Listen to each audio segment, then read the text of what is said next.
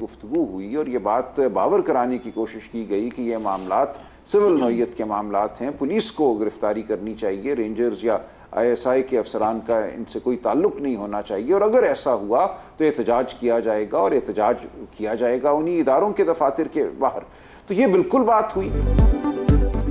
Party इजलास में GHQ के बाहर एहतजाज की बात हुई थी। PTI रहनुमा सलमान अकरम राजा ने तस्दीक कर दी। समा के प्रोग्राम नदीम मलिक लाइव में कहा, फैसला हुआ था कि बानी की गिरफ्तारी में अगर रेंजर्स या खुफिया एजेंसियों के एहलकार शामिल हुए तो इन इदारों के दफातर के बाहर एहतजाज किया जाएगा। बानी के घर पर 14 मार्च को हमला किया गया, रेंजर्स को इस्तेमाल किया गया। कोई इदारा अपनी हुदूद से बाहर निकलता है तो पुरअमन एहतजाज हमारा हक है। 9 मई वाकयात की शफाफ तहकीकात होनी चाहिए।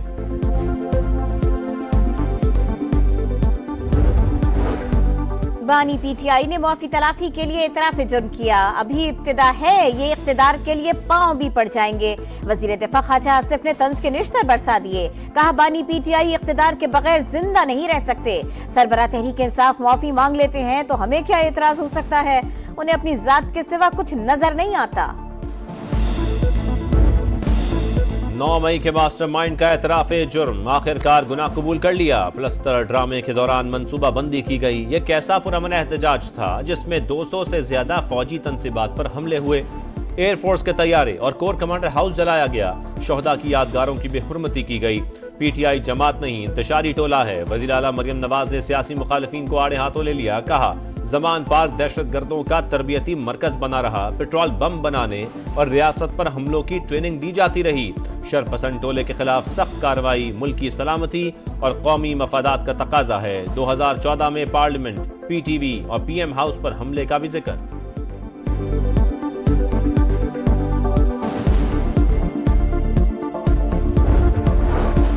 बानी PTI ने GHQ जाने की कॉल दी थी। एतराफ जुर्म करके उन्होंने अपने पांव काट लिए। तहरीक इंसाफ मुल्क को वेंटिलेटर पर ले आई। शहरी रहमान की समा के program red line with Talat में गुफ्तगू।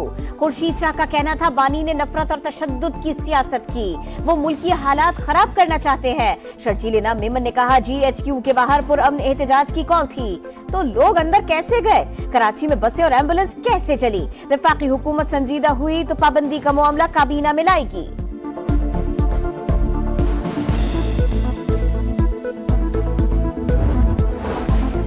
वफाकी काबीना का अहम इजलास आज होगा। वज़ीर आज़म अरकान को मौजूदा मुल्की हालात पर एतमाद में लेंगे। मखसूस नशिस्तों से मुतालिक सुप्रीम कोर्ट के फैसले के खिलाफ नजरसानी अपील के हवाले से भी बातचीत होगी।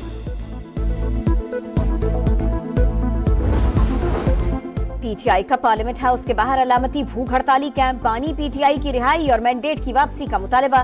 तहरीक इंसाफ का जुमे को मुल्क गिर एहतजाज का ऐलान। हमारे MNAs को उठाया जा रहा है। बैरिस्टर गौहर का फिर इल्जाम। उमर अयूब ने कहा, फॉर्म 47 की हुकूमत डूब चुकी, मुल्क में शफाफ इलेक्शंस कराए जाएं। असद कैसर का कहना था, हुकूमती इक़दामात अनारकी का बायस बन रहे हैं। PTI वफ़द की स्पीकर अयाज सादिक से मुलाकात। अरकान कौमी असम्बली के खिलाफ मुकदमात के इंदराज और हिरासा करने का मामला उठाया।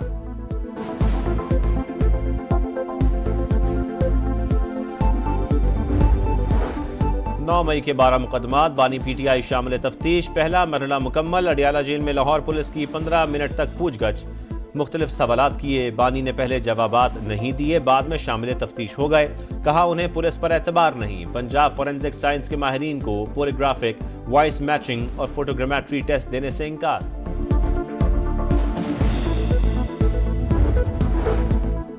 तहरीक इंसाफ का मरकजी दफ्तर एक बार फिर सील।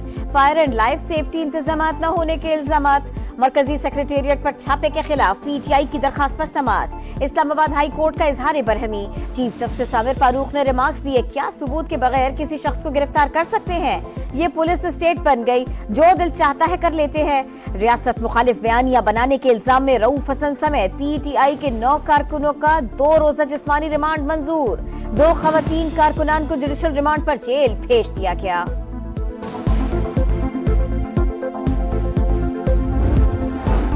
मुस्लिम लीग नून के बाद पीपल्स पार्टी भी मैदान में। मखसूस नशिस्तों के फैसले के खिलाफ नजरसानी की दरखास्त दायर। सुप्रीम कोर्ट से 12 जुलाई का फैसला वापस लेने की इस्तदा। मौक़िफ़ इख्तियार किया, तहरीक इंसाफ को बिन मांगे सीटें दी गईं। हुक्मनामा आइन की तशरीह के तयशुदा उसूल के मुनाफी है। सुप्रीम कोर्ट का ऑर्डर असल तनाज़े पर मुकम्मल खामोश है। हतमी फैसले तक हुक्मनामा मुअत्तल किया जाए।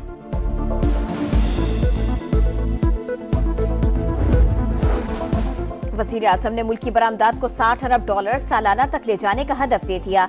शहबाज शरीफ के जेर सदारत कौमी तरक्की बरामदात बोर्ड का इजलास। बरामद कुनंदगान के मसाइल को 2 हफ्ते में हल करके रिपोर्ट पेश करने की हिदायत। कहा IT एक्सपोर्ट्स $3.2 अरब से बढ़ना खुशाइंद है।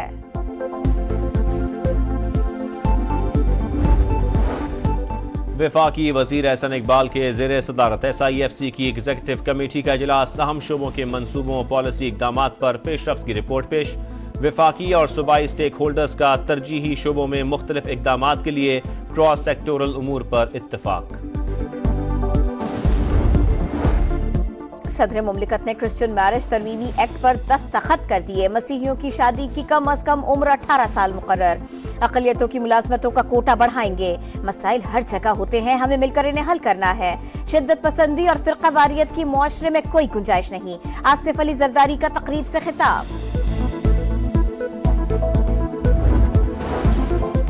पाकिस्तान मेरी पहचान, मेरा जुनून और मेरी मोहब्बत। वफाकी वजीर सरमायाकारी बोर्ड मवासलात और निजकारी अब्दुल अलीम खान का एक्स पर पैगाम। कौमी परचम के साथ पाकिस्तान जिंदाबाद का हैशटैग भी लगाया। वफाकी वज़रा मुसद्दिक मलिक और जाम कमाल का भी वतन से मोहब्बत का इजहार। कराची में समुंदर की बेरहम मौजें 4 जाने निकल गईं। हॉक्स बे पर पिकनिक के लिए जाने वाले खानदान के 6 अफराद डूब गए। 2 खवातीन समेत 3 अफराद जाँ बहक। 3 को जिंदा निकाल लिया गया। दानिश नामी नौजवान सी व्यू पर डूबकर जाँ बहक। कराची समेत सिंध भर में हीट वेव और शदीद बारिशों का इम्कान। महकमा तालीम ने स्कूलों में गर्मियों की छुट्टियां 14 अगस्त तक बढ़ा दी। नोटिफिकेशन जारी। शहर कायद में 30 जुलाई से धुआंधार मानसून स्पेल की पेशगोई।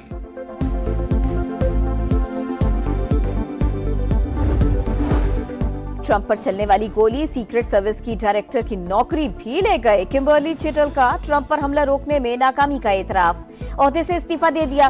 बाइडेन आज अपने घर से वापस व्हाइट हाउस मुंतकिल होंगे। इलेक्शन से दस्तबरदारी पर जुमेरात को कौम से खिताब करेंगे।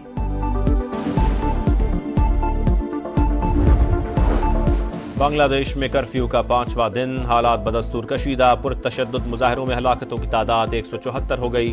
हालात बेहतर होने में वक्त लगेगा। फौज सड़कों पर ही रहेगी। बांग्लादेशी आर्मी चीफ की प्रेस कॉन्फ्रेंस। ढाका शहर का फजाई जायजा भी लिया। पाकिस्तान की विमेन T20 एशिया कप के सेमीफाइनल में एंट्री। आखिरी ग्रुप मैच में कौमी टीम ने UAE को 10 विकेटों से शिकस्त दी। गुलफेरोजा और मुनीबाली T20 में 2 सेंचुरी शराकत जोड़ने वाली पहली पाकिस्तानी जोड़ी बन गई।